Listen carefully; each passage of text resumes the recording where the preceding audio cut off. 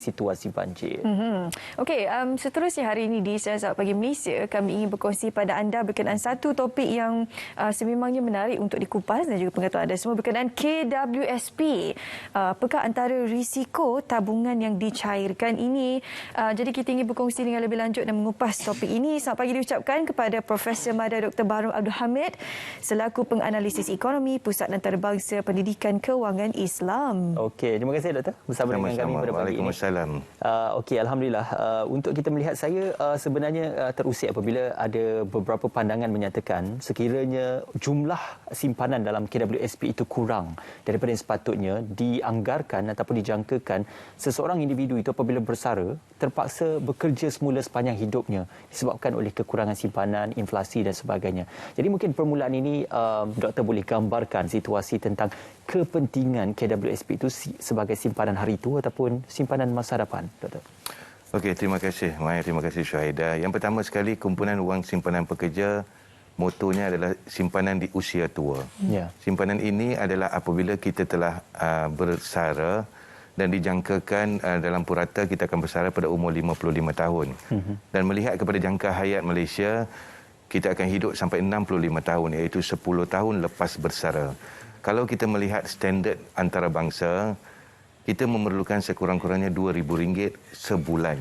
Jadi kalau kita kira lebih kurang RM240,000 untuk kita melangsaikan hidup 10 tahun selepas bersara. Apa yang merunsingkan adalah tahap tabungan KWSP rakyat Malaysia, khasnya mereka yang di dalam golongan B40 dan ke bawah, adalah amat sedikit, iaitu tidak sampai kepada tahap minima. Dan ini dirosakkan ataupun lebih terjejas akibat terlalu banyak simpanan yang dikeluarkan. Dan kita faham kesulitan yang dihadapi oleh rakyat. Tetapi negara Malaysia menuju apa yang kita panggil aging nation, di mana rasio atau nisbah penduduk berusia menjadi semakin besar. Apa yang dikhawatiri, jika tabungan ini tidak cukup, ini akan mencetuskan apa yang kita panggil krisis sosial. Jadi mereka yang telah bersara tidak mampu menyara diri sendiri, terpaksa bergantung kepada anak-anak, masyarakat dan juga kerajaan. Jadi ini akan meletakkan satu tekanan. Sebab itu saya kata, walaupun kita faham kesulitan rakyat kala pasca banjir, pasca pandemik, namun kita juga harus berani menyuarakan apa yang benar walaupun pahit. Jadi jagalah tabungan KWSP itu, dan kita perlu tabungan ini untuk menyara tuan-tuan dan puan-puan selepas bersara. Carilah alternatif yang lain. Mungkin kerajaan boleh memperkenalkan pelbagai insentif yang lain tanpa menyentuh KWSP. KWSP adalah simpanan di usia tua. Prof, mungkin mereka yang berada di luar sana ini tidak nampak kepentingan penyimpanan di KWSP dan sebagainya. Itu salah satu faktornya untuk menyara diri bulanan. Purata minimum yang diperlukan RM2,000. Tak masuk lagi apabila Prof, bila kita masuk dalam usia mencecah, warga emas ni akan datang segala bagai penyakit. NCD umpamanya, jadi memerlukan kewangan yang lebih lagi. Tak tambah kalau golongan B40 mungkin mereka tidak mencarum insurans dan sebagainya. Jadi mereka memerlukan satu struktur kewangan yang benar-benar kukuh. Jadi bagaimana kalau Prof boleh berikan sedikit kesedaran untuk mereka yang sedang menonton sekarang ini, betapa pentingnya KWSP ini? Macam saya kata, tekanan kehidupan ni kebanyakannya adalah berpunca daripada masalah keuangan. Jadi kita jika tidak mempunyai wang yang cukup untuk menyara diri sendiri, dan RM2,000 adalah apa yang kita kata kehidupan yang biasa. Belum lagi kalau kita diuji seperti mana Syahida kata tadi, kalau kita diuji dengan masalah-masalah yang lain seperti masalah kesihatan. Jika mereka yang mempunyai perlindungan takaful ataupun insurans, alhamdulillah. Bagaimana mereka yang tidak mempunyai perlindungan? Ini akan menyebabkan tekanan yang lebih. Dan tekanan ini, apa yang dikhawatiri akan menyebabkan ketegangan. Ketegangan dalam institusi keluarga. Anak-anak sudah mempunyai keluarga yang harus ditanggung. Kini mereka terpaksa menanggung ibu bapa. Itu adalah sesuatu yang mulia, yang baik dan tanggungjawab. Namun, jika perkara ini berkeleluasan dan kita kata anak-anak itu sendiri daripada golongan B40 menghadapi kesukaran menyarak diri sendiri dan keluarga, kini mempunyai beban tambahan. Dan ini jika dibiarkan dan menjadi berleluasa akan menjadikan satu masalah kepada negara. Sebab itu saya kata kita harus berhati-hati. Walaupun ada ramai yang ingin menjadi popular dengan mengatakan keluarkan wang EPF, tetapi dalam jangka masa yang panjang untuk kehidupan yang lestari, simpanlah tuan-tuan dan puan-puan. Wang ini harus dan perlu dipelihara agar dapat memberi kita satu cushion ataupun kita kata satu kelapangan selepas kita bersara. Ya. Bercakap tentang aging nation itu, saya teringat Jepun juga, walaupun sebuah negara maju tetapi golongan mudanya telah pun terhimpit dengan bebanan keuangan untuk menyara golongan di dalam usia emas dan juga untuk mengeluarkan simpanan mereka untuk menyara golongan ini. Namun begitu, perihal tentang isu kecairan simpanan ini amat penting. Disebabkan itu KWSP mempunyai undang-undang dan juga peraturannya sendiri untuk tidak sewenang-wenangnya dikeluarkan kalau tidak ada keperluan ataupun tidak mendapat kebenaran. Jadi perihal tentang kecairan simpanan ini, bagaimana doktor melihat ianya bukan sesuatu yang sewenang-wenangnya boleh diminta untuk dikeluarkan tanpa sebarang keperluan yang mendesak, doktor? Betul, Ismail. KWSP dia mengambil tabungan kita dan dia melabur tabungan kita untuk memberi kita pulangan yang lumayan. Sekarang ini pada tahun 2020 aset pelaburan KWSP telah mencecah 1 trilion ringgit. Dan sebagai strategi dan jangka masa panjang untuk KWSP melabur di dalam aset-aset yang telah ditentukan. Aset yang mendatangkan pulangan yang tinggi, aset yang mendatangkan pulangan sederhana tapi jangka panjang dan sebagainya. Dan strategi-strategi ini adalah strategi-strategi jangka masa panjang. So apabila berlakunya keperluan mendesak untuk mencairkan aset untuk memberikan peluang pengeluaran, apa yang akan berlaku? KWSP terpaksa mencairkan asetnya, maksudnya menjual aset pelaburan. Aset pelaburan yang manakah yang mudah dijual? Sudah tentu aset pelaburan yang memberikan pulangan paling tinggi. Jika KWSP menjual aset pelaburan yang mendatangkan pulangan paling tinggi, apa akan berlaku? Maka pulangan tahunan yang diberikan kepada ahli-ahli yang lain juga akan terjejas dan akan menjadi kecil. Sebab jika kita nak mencairkan aset yang mempunyai pembeli yang sedia ada adalah aset yang memberikan pulangan yang tinggi. Aset yang mudah dicairkan. Jadi, pengeluaran yang kita kata contoh pasca banjir dan pasca pandemik dan sebagainya, ini sebenarnya memberi kesan bukan sahaja kepada orang yang mengeluarkan, malah dia memberi kesan kepada orang yang tidak mengeluarkan, di mana pulangan mereka akan terjejas. Dividen yang dijangka akan terjejas. Dan KWSP terpaksa menstruktur balik strategi pelaburan jangka masa panjang. Dan ini adalah sesuatu yang bukan mudah dan bukannya boleh dilakukan sekelip mata. Jadi sebenarnya walaupun pengeluaran itu kita rasakan amat mudah seolah menekan satu butang, okey keluarkan. Tidak. Dia sebenarnya membabitkan pencairan aset, dia membabitkan pulangan jangka masa sederhana dan jangka masa panjang, dan dia membabitkan strategi jangka panjang bukan sahaja KWSP, malah makro secara negara secara amnya.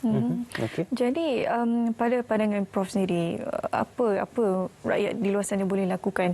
Ialah mereka tidak mempunyai simpanan di tempat lain, di KWSP sahaja simpanan yang mereka ada untuk membantu mereka, kewangan mereka pada sekarang ini, terutamanya untuk mereka terkesan banjir, pandemik COVID-19 dan sebagainya. Jadi apakah antara langkah terbaik pada pandangan Prof sendiri untuk mereka di luar sana?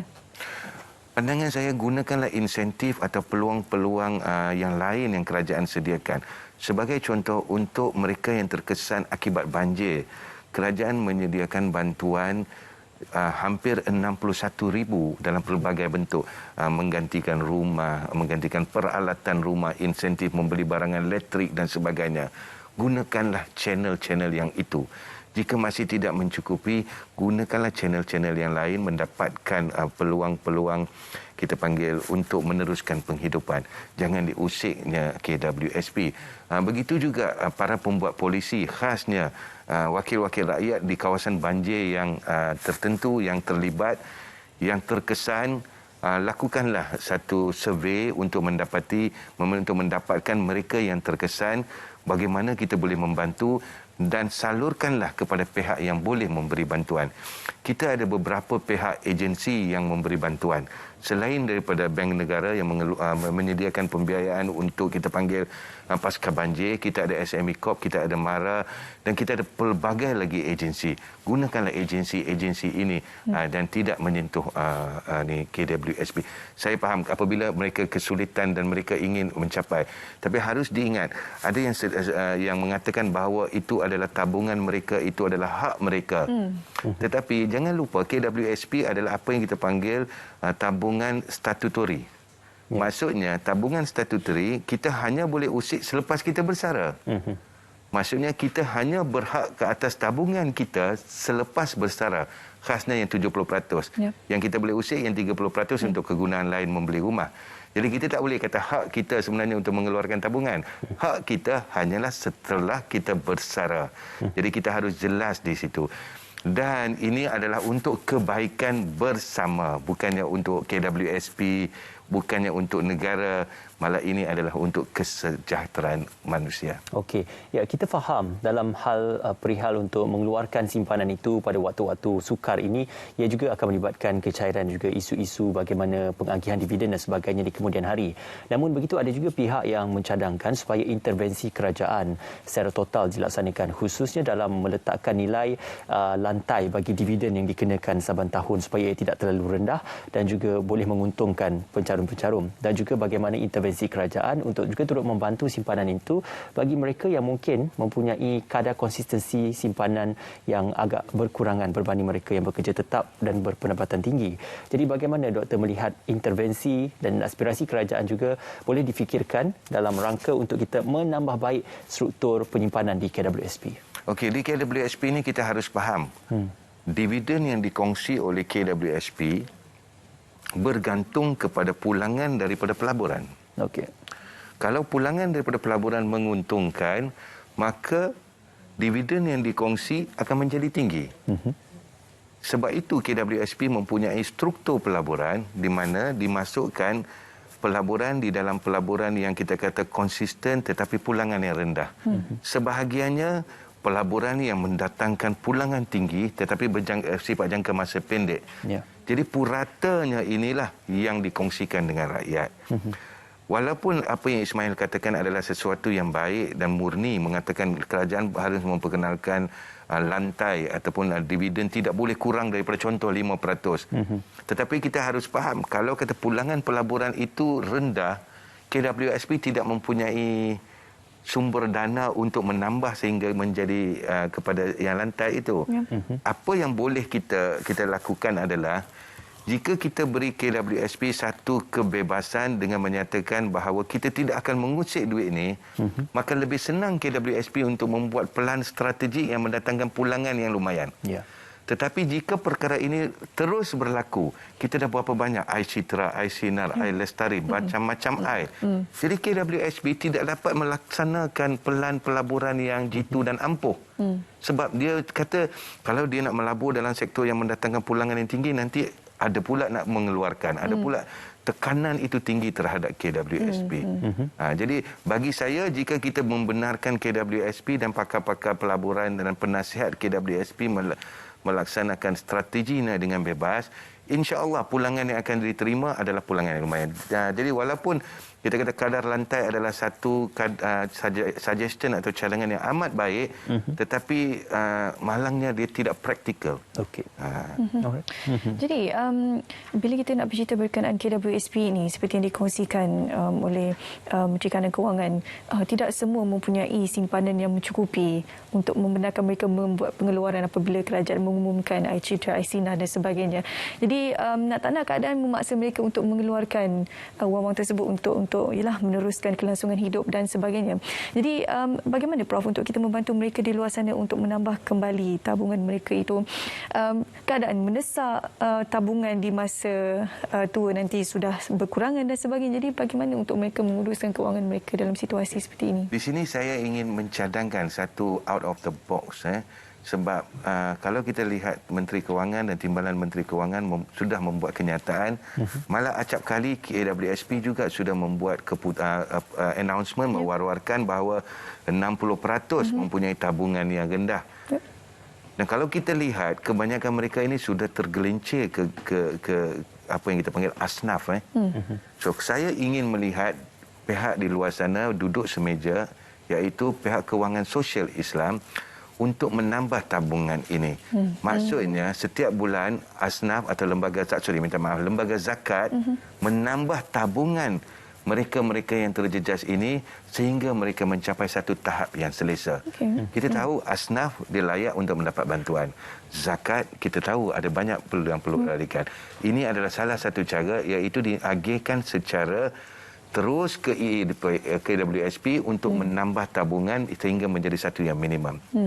So ini adalah satu yang boleh dipikirkan, kan? Jadi selain daripada lembaga zakat hanya memberi sumbangan tunai 300 ke 500 setiap bulan, habislah 500 habis cair. Ini boleh memastikan bahawa tabungan itu, kalau 500 sebulan setahun 5 kali 12 dan 6,000. So sekurang-kurangnya bernyawa kembali tabung KWSP.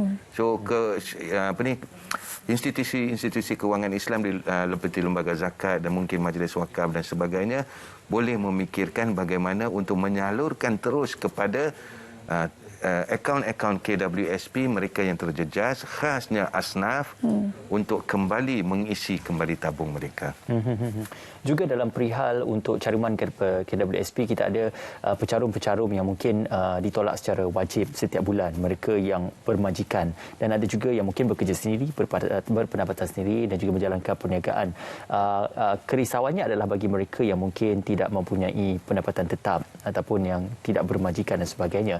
Jadi dalam perihal ini, bagaimana kita ingin juga menggalakkan golongan-golongan fokus seperti ini yang mungkin mereka mempunyai satu kadar pendapatan yang tinggi tetapi tidak mencarum dalam KWSP.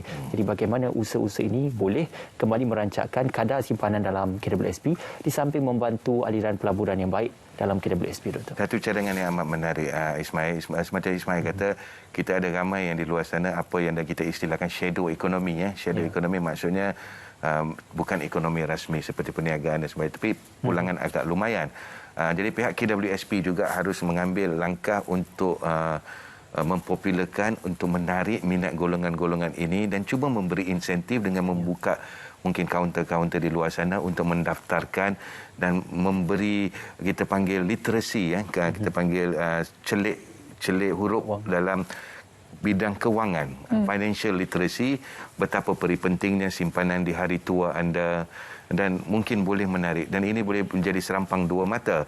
Selain daripada dapat membantu mereka ini untuk simpanan hari tua, juga dapat kita kata mengukuhkan tabung KWSP. Jadi di kesempatan ini mungkin Prof ada sedikit kata-kata ingin disampaikan mungkin untuk pihak KWSP ataupun mereka yang dikategorikan sebagai pencarum KWSP di luar sana sedang menonton sekarang ini, Prof. Bagi saya faham kesusahan, kesulitan yang dialami oleh tuan-tuan dan puan-puan. Tetapi seboleh mungkin janganlah diusik tabungan KWSP, sebab tabungan ini adalah simpanan di hari tua. Kelak kalau nasi dah menjadi bubur, payah sekali. Jangan diusik, carilah insentif-insentif yang lain. Dan pihak KWSP harus menjalankan program-program apa yang kita panggil financial literacy ataupun celik kewangan dengan menyedarkan masyarakat betapa pentingnya simpanan di hari tua. Begitu juga menarik masuk orang-orang yang di dalam shadow economy atau ekonomi tidak rasmi agar lebih ramai menjadi pencarum KWSP. InsyaAllah dipermudahkan segala urusan dan kita dapat keluar daripada kemelut pasca banjir dan pasca pandemik ini. Ya, ibaratnya inisiatif KWSP ini ibarat sediakan payung sebelum hujan. Ya. Terima kasih Doktor bersama dengan kami pada pagi ini dan kita memberikan ucapan penghargaan juga kepada Profesor Dr. Baharum Adwan Habib, Penganalisis Ekonomi Pusat Antarabangsa Pendidikan Kewangan Islam INSAF, kerana bersama dengan kami. Terima kasih Doktor. Sama-sama. Okey, baik. Topik menariklah sebenarnya sebab tak ramai sebenarnya mengetahui kepentingan KWSP dan sebagainya. Kita mencarum saja, majikan bantuan untuk mencarum dan sebagainya. Tapi kepentingan itu hari ini kita kongsi dan juga kupas di siaran Selamat Pagi Malaysia. Kalau anda terlepas untuk bersama kita menyaksikan perkongsian kita sebentar tadi, Ismail, jangan risau. Anda boleh ke Facebook kami di Selamat Pagi Malaysia dan Edisi Pagi ataupun ke YouTube saluran berita RTM untuk menonton kembali apakah antara kepentingan simpanan KWSP ini. Okey, kepentingan simpanan untuk jaminan masa hadapan. Kita nak ke cerita pagi Negeri Sembilan.